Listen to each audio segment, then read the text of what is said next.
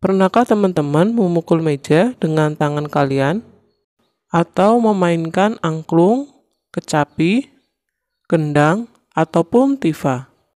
Angklung ketika kita goyangkan akan ada bunyinya.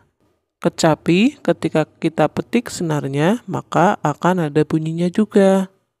Kendang ataupun tifa pun sama, ketika kita pukul akan ada bunyi yang muncul.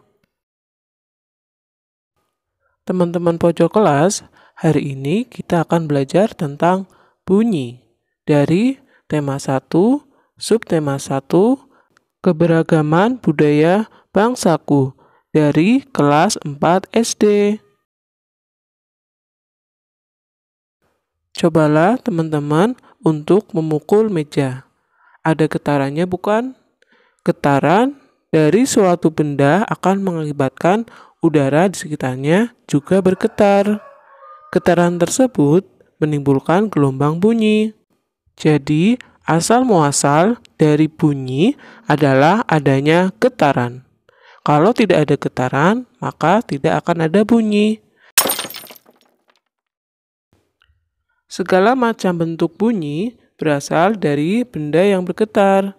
Benda-benda yang bergetar dan menghasilkan bunyi disebut sumber bunyi. Benda yang menghasilkan bunyi pasti bergetar. Namun, benda yang bergetar tidak mesti kita dengar bunyinya. Karena bunyi itu ada beberapa macam yang dapat didengar oleh manusia atau tidak dapat didengar oleh manusia, tetapi dapat didengar oleh beberapa makhluk hidup yang lainnya. Alat indera manusia yang berfungsi untuk mendengarkan bunyi adalah telinga. Berikut beberapa contoh sumber bunyi yang dapat didengar oleh manusia.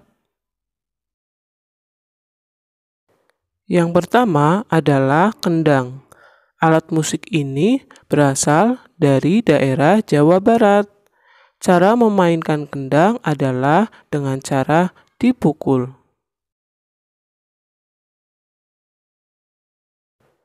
Yang kedua adalah kecapi.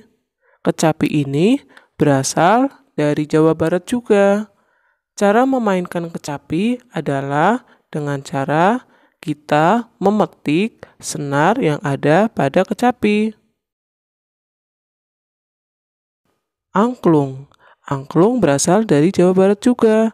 Caranya adalah kita pegang bagian atas dan bawah, lalu goyangkan. Tifa. Tifa mirip sekali dengan gendang, namun bentuknya lebih ramping.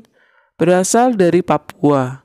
Cara memainkannya juga sama dengan kendang, yaitu dipukul. Berikutnya adalah saluang. Saluang dari Sumatera Barat. Hampir sama dengan seruling. Namun seruling berasal dari Jawa Barat.